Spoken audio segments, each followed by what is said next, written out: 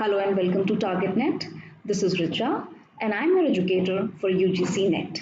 ये सीरीज मैंने बनाई है नेट के उन एस्पिरेंट्स के लिए जो पेपर 1 की तैयारी कर रहे हैं और साथ ही उन बच्चों के लिए जिनका पेपर 2 मैनेजमेंट कॉमर्स या HRM है।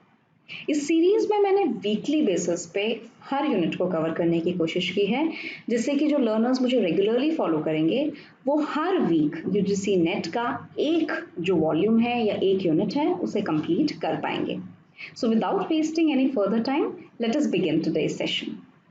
तो आज का हमारा जो टॉपिक है टीचिंग एप्टीट्यूड का वो है को टीचिंग।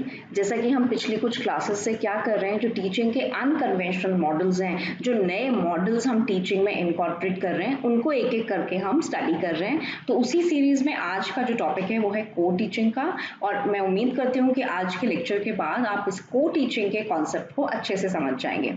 स्टार्ट करते हैं आज का लेक्चर।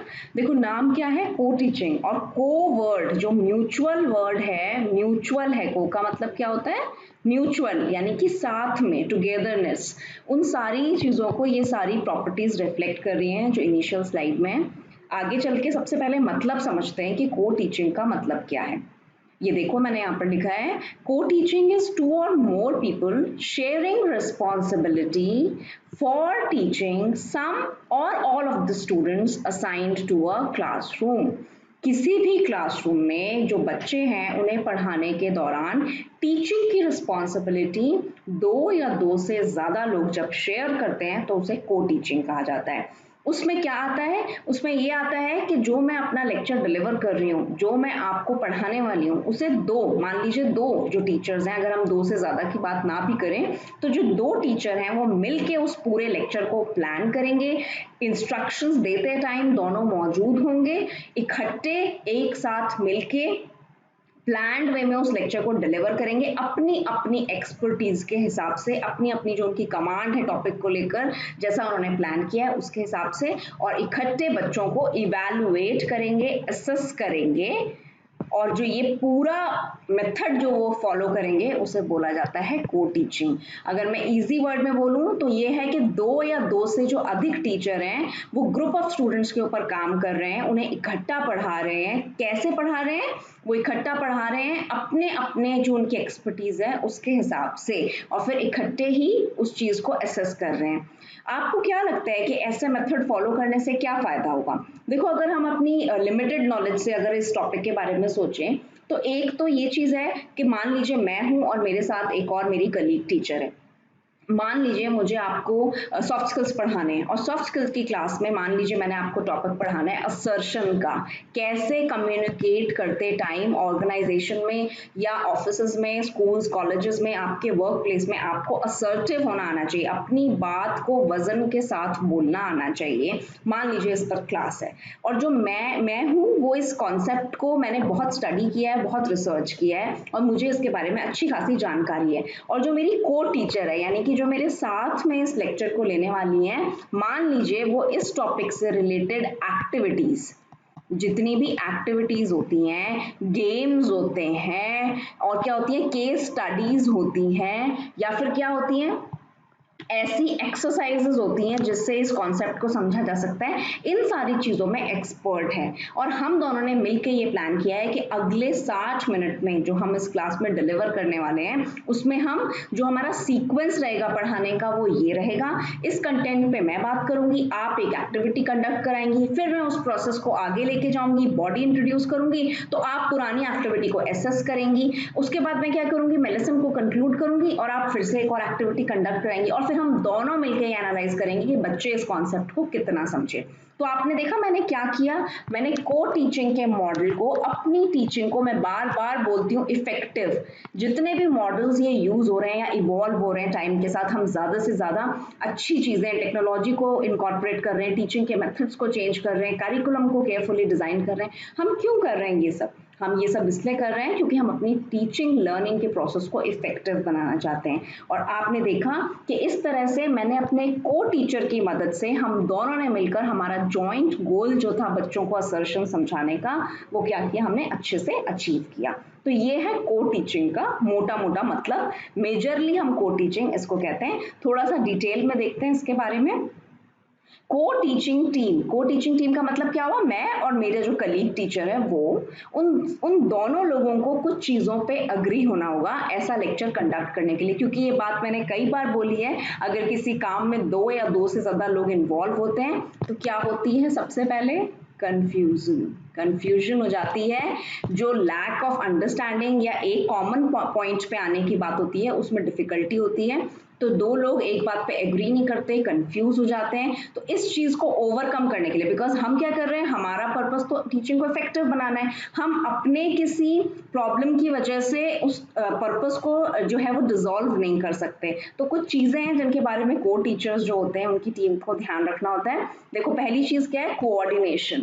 उन्हें अपने पूरे काम को लेकर कोऑर्डिनेट होना होगा, उन्हें अल्टीमेट गोल, जो उन्होंने एक गोल सोचा है, जैसे मैंने अपने एग्जांपल में सोचा कि आज की क्लास में मुझे असर्शन सिखाना है, तो जो गोल है वो हम दोनों का कॉमन होना चाहिए, हमें हमारे बीच में तालमेल होना चाहिए, कोऑर्डिनेशन होना चाहिए कंटेंट की डिलीवरी को लेकर।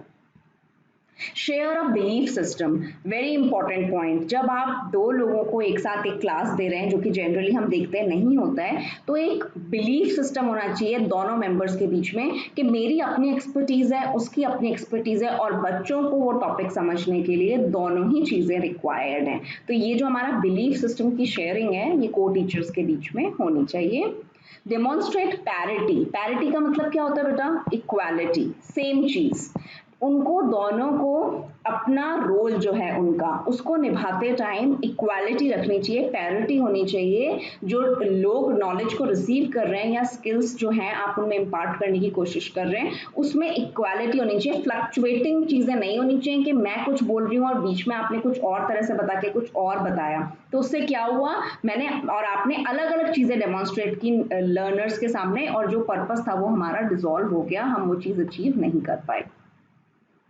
Use a distributed function theory of leadership. Distributed function theory of leadership क्या कहती है कि इस टाइम इस क्लास के जो लीडर हैं वो 2 हैं और हमारे आपस में फंक्शन जो है वो डिस्ट्रीब्यूटेड है। ऐसा नहीं है कि एक टीचर लीडर है और दूसरा उसको सिर्फ असिस्ट कर रहा है। ध्यान रखिए क्या इस बात को, दोबारा अच्छे से सुन लीजिए।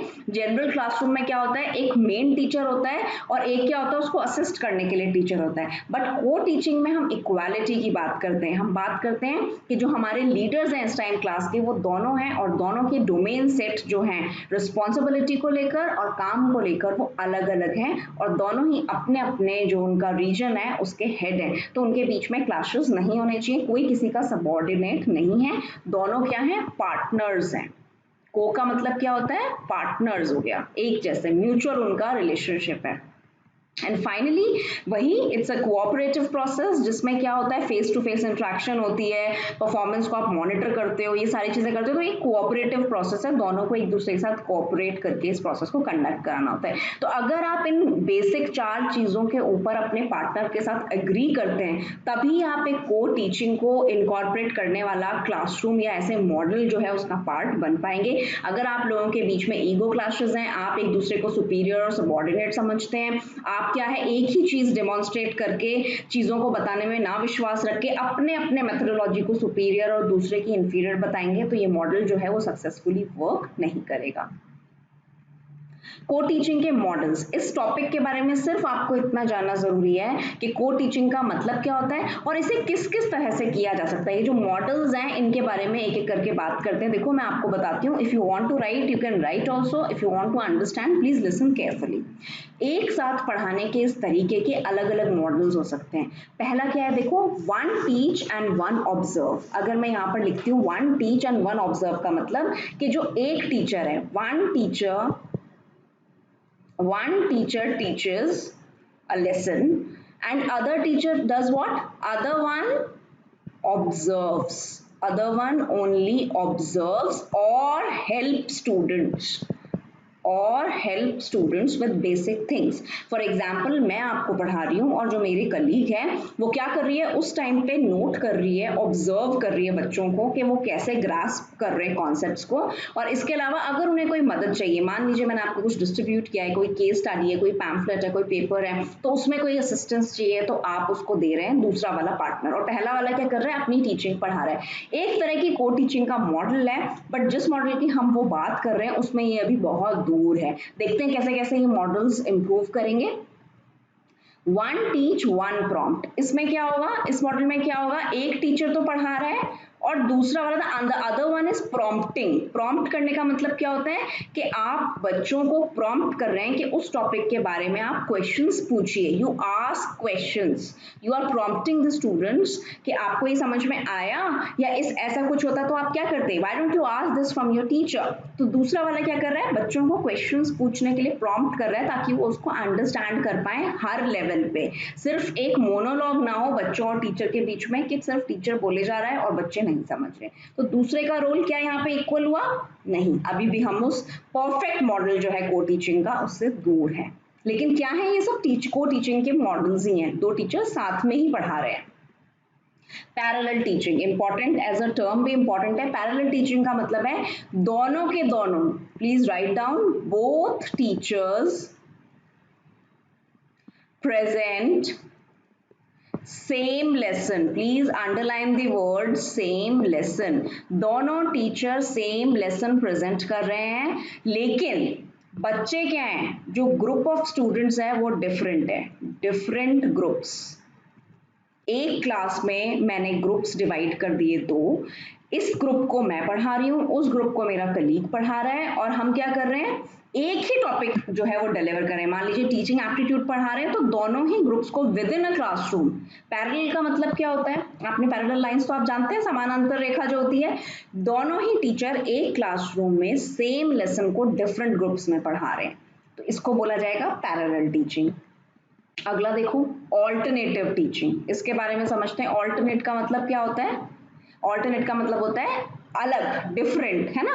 तो इसमें क्या हो रहा है, ऑल्टरनेटिव में teacher are presenting same lesson, again lesson same है, two different groups, groups different हो गए,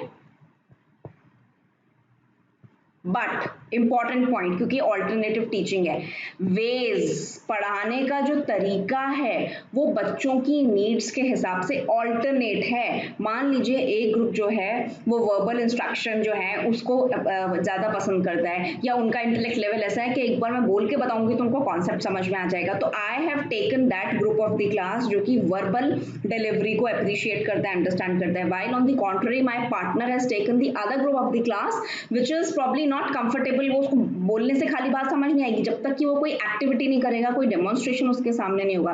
तो सेम ही टॉपिक को, टीचिंग एप्टीट्यूड के ही मान लीजिए को टीचिंग के टॉपिक को आप पढ़ा रहे हैं, तो मैं इस ग्रुप को एक तरीके से पढ़ा रही हूँ और दूसरा वाला दूसरे तरीके से पढ़ा रहा है। तो when I have change the ways, मैंने अपने लेक्चर को पढ़ाने का वे चेंज कर दिया विद इन क्लासरूम दोनों टीचर्स ने, तो वो हो जाएगा ऑल्टरनेटिव टीचिंग। फाइनली देखते हैं स्टेशन टीचिंग, एक और इंपॉर्टेंट वर्ड है आपके लिए। स्टेशन टीचिंग का मतलब होता है teacher present different lessons, I right here, अभी तक क्या था, सेम लेसन था, अब क्या है, डिफरेंट लेसन्स प्रेजेंट हो रहे हैं और बच्चे जो है ना वो रोटेट हो रहे हैं। वी आर स्टेशन टीचिंग का मतलब होता है जो वो जगह है, जो जगह जहाँ पे आप लेक्चर को डिलीवर कर रहे हैं, वो क्लासरूम है, लैब जो भी है, वहां पे मैं और मेरा को टीचर डिफरेंट लेक्चर्स को डिलीवर कर रहे हैं। जब इस वाले ग्रुप से वो काम खत्म हो जाता है तो ये वाला टीचर इधर आ जाता है या बच्चे इधर आ जाते हैं, और अगर इधर का काम खत्म हो जाता है तो बच्चे इधर आ जाते हैं। फॉर एग्जाम्पल, आप लोगों को याद होगा आपके स्कूल्स में जो प्रैक्टिकल्स होते थे फिजिक्स केमिस्ट्री बायो के, उसमें क्या होता था, दो टीचर्स होते थे, एक आपका मेन टीचर और एक लैब असिस्टेंट। मान लीजिए ये लैब असिस्टेंट ही आपका को टीचर है। जब बच्चे अपने प्रैक्टिकल को खत्म कर लेते थे, इंटरनली कुछ हो रहा है उस अरेंजमेंट को, तो फिर बाहर जाके अपना जो काम होता था उसे कंडक्ट करते थे, और फिर जब बाहर वाले बच्चों का काम हो जाता था तो वो अंदर वाला काम करते थे। That way they use to exchange the place, rotate हो रहा है और डिफरेंट चीजें पढ़ाई जा रही हैं, वो होता है station teaching. And finally the last level, highest level, जो जिसे आप बोल सकते हैं कि जो एक टीचिंग मॉडल को टीचिंग है उसको सबसे ज्यादा डिफाइन करता है या सबसे ज्यादा अच्छे से जिस चीज को रिप्रेजेंट करता है वो है को टीचिंग का मॉडल, जिसमें कि फाइनली क्या है, टीचर्स वर्क टुगेदर। यहाँ पे क्या कर रही हूं मैं, टीचर्स वर्क टुगेदर, यहाँ पे कोई लेसन को लेकर या मेथोडोलॉजी को लेकर बाइफर्केशन नहीं है, हम मिल के काम कर रहे हैं, सेम लेसन डिलीवर कर रहे हैं, ये ध्यान रखिएगा, सेम लेसन डिलीवर कर रहे हैं, लेकिन क्या कर रहे हैं, हमारा इक्वल पार्टिसिपेशन है, प्लीज राइट डाउन, हमारा इक्वल पार्टिसिपेशन है without any bifurcation of time and content and presentation and superiority of skills and things like that. ऐसा कोई बाइफर्केशन नहीं है, हम दोनों ने अपनी अपनी एक्सपर्टीज के हिसाब से इस लेक्चर को प्लान किया है और उस 60 मिनट में उसको डिलीवर किया है। तो ये जो बेस्ट मॉडल है वो हो गया ये वाला को टीचिंग का, लेकिन इन सारे मॉडल्स के नाम और इसमें क्या होता है भी आपको मालूम होना चाहिए। फाइनली हम देखते हैं जो ये टीम है को टीचिंग की, वही जो हम बात कर चुके हैं उनमें क्या मैंडेटरी चीजें होनी चाहिए, उन्हें अपने करिकुलम की नॉलेज होनी चाहिए, पूरा लेक्चर प्लान होना चाहिए, टाइम एलोकेट होना चाहिए, टाइम वाइज डिस्ट्रीब्यूशन होना चाहिए क्लासरूम का कि ये this activity followed by this होगी, इसके बाद ये होगा, इसके बाद हम ये कंडक्ट कराएंगे और फाइनली हम ऐसे कंक्लूड करेंगे।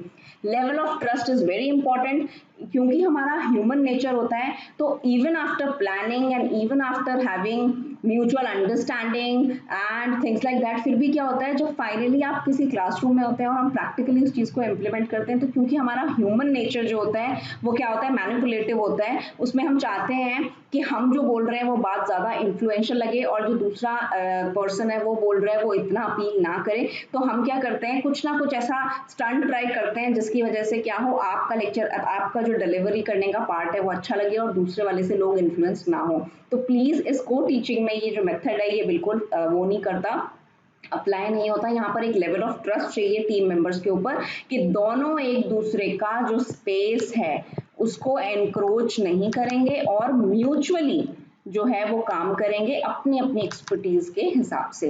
एंड फाइनली ये उससे रिलेटेड पॉइंट ये फिलोसफिकल या मॉरल एग्रीमेंट होता है दोनों के बीच में कि क्या होगा कि हम इस तरह की कोई न्यूसेंस या इस तरह का कोई फेवरेटिज्म या अपना पर्सनल इंटरेस्ट नहीं देखेंगे, हम बच्चों के इंटरेस्ट के हिसाब से अपने लेक्चर को बेस्ट वे में कंडक्ट करेंगे।